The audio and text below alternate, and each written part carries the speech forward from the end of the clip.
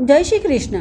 हमने भगवान श्रीहरि के अनन्य भक्त ध्रुव की कथा के प्रथम भाग में आपके समक्ष वर्णन किया कि अपने पिता की गोद में बैठने हेतु लालायित बालक ध्रुव का किस प्रकार तिरस्कार किया गया और इसलिए वे परम पद की प्राप्ति हेतु तपस्या करने के लिए वन में चले गए। वहां उनकी भेंट सप्तऋषियों से हुई, जिन्होंने ध्रुव को आत्मज्ञान की प्राप्ति करवाई और सप्तऋषियों से प्रेरित होकर बालक ध्रुव वन में तपस्या करने के लिए गए।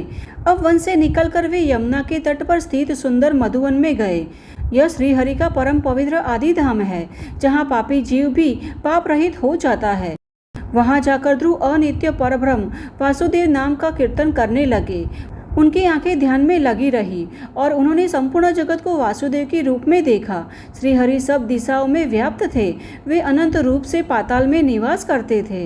वे अनंत रूप से आकाश में व्याप्त थे और वे एक होते हुए भी अनंत रूप भेद के कारण अनंत को प्राप्त है।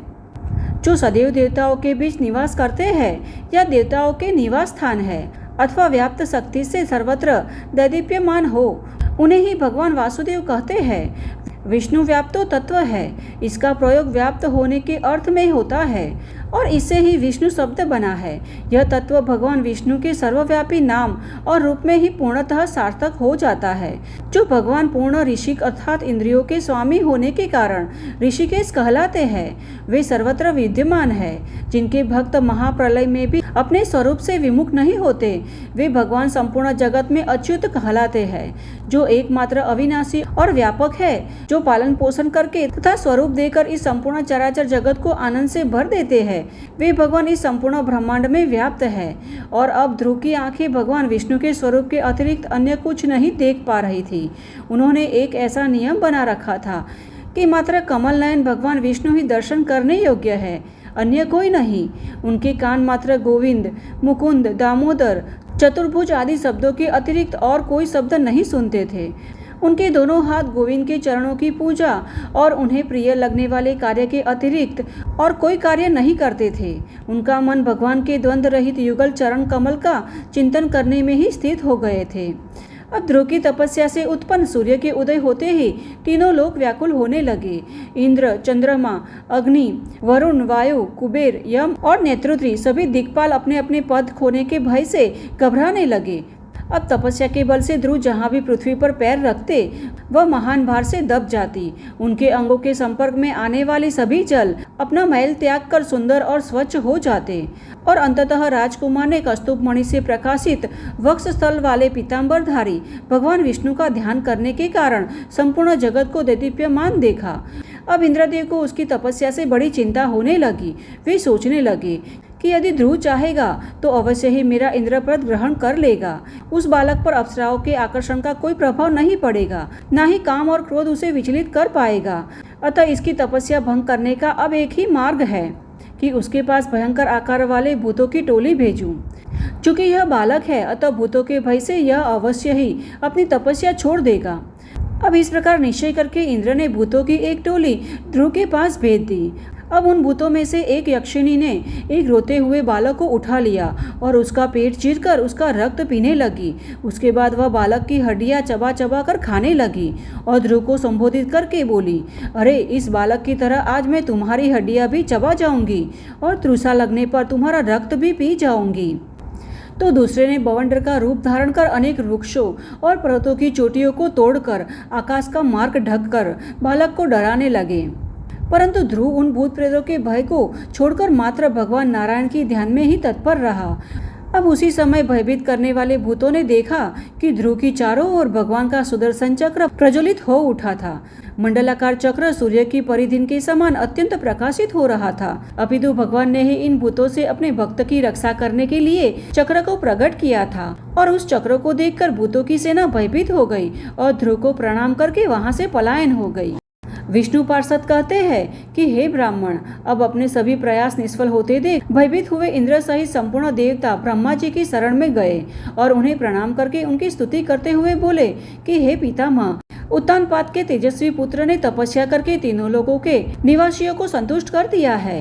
तात हम नहीं जानते कि ध्रुव की क्या इच्छा है। संभव है कि वह महातपस्वी बालक हम लोगों में से किसी का पद चाहता हो। अब देवताओं की यह बात सुनकर चतुर्मुख ब्रह्मा जी मुस्कुराते हुए बोले, देवताओं, ध्रुव मात्र ध्रुवप्रद अर्थात अविनाशी अवस्था प्राप्त करना चाहता है, अतः आप सभी को उससे भयभीत होने की आवश्यकता नहीं है। आप सभी निश्चित हो जाइए, उसे आपके पद की इच्छा नहीं है। ध्रुव भगवान का परम भक्त है, उससे किसी को भयभीत होने की आवश्यकता नहीं है। यह निश्चित है कि भगवान विष्णु के भक्त किसी अन्य को संताप नहीं देते। देवेश्वर श्री हरि विष्णु की आराधना कर वह अपनी मनोवांछित वस्तु प्राप्त करके आप सभी देवताओं का स्थान भी स्थिर करेगा। अब ब्रह्मा जी के वचन सुनकर देवगण अत्यंत प्रसन्न हुए और उन्हें प्रणाम करके अपने अपने स्थान को चले गए। और इस ओर वह अनन्य शरण बालक को शांत चित्त देखकर भगवान विष्णु अपने गरुड़ पर सवार होकर उसके पास गए और कहा, हे महाभाग्य, मैं तुमसे अत्यंत प्रसन्न हूँ, वर मांगो। अब इन अमृतमय वचनों को सुनकर ध्रुव ने आंखें खोली और देखा कि इंद्रमणि के समान एक श्याम वर्ण की कांति उससे प्रकाशित हो रही है। ध्रुव ने देखा कि पीतांबरधारी मेघ श्याम गरुड़ पर विराजमान भगवान विष्णु उसके समक्ष खड़े थे। अब उन्हें देखते ही ध्रुव उनके चरणों में काट की भांति गिर पड़ा। फिर जैसे ही कोई दुखी बालक बहुत दिनों के बाद अपने पिता को देखकर रोता है, वैसे ही वह रोने और विलाप करने लगा। उस समय अपने भक्त को रोता देखकर भगवान के कमल सदृश नेत्रों में करुणा के अश्रु जल छलक गए और उन्होंने अपने हाथों से ध्रुव को उठाकर उसके धूल से लिपटे अंगों पर हाथ फेरा। देवाधिदेव भगवान के स्पर्श मात्र से ही ध्रुव के मुख से संस्कृतमय शुभ वाणी प्रकट हुई और ध्रुव भगवान की स्तुति करने लगा। तो इस प्रकार आगे भगवत पार्षद कहते हैं कि हे शिव शर्मा, इस प्रकार भक्त ध्रुव भगवान की स्तुति कर अचानक ही चुप हो गए।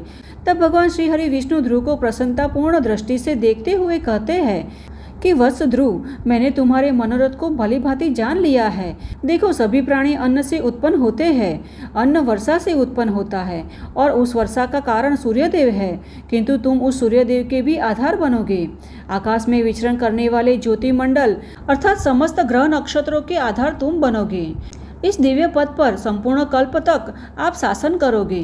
तुम्हारी माता सुनीति भी तुम्हारे पास आएगी।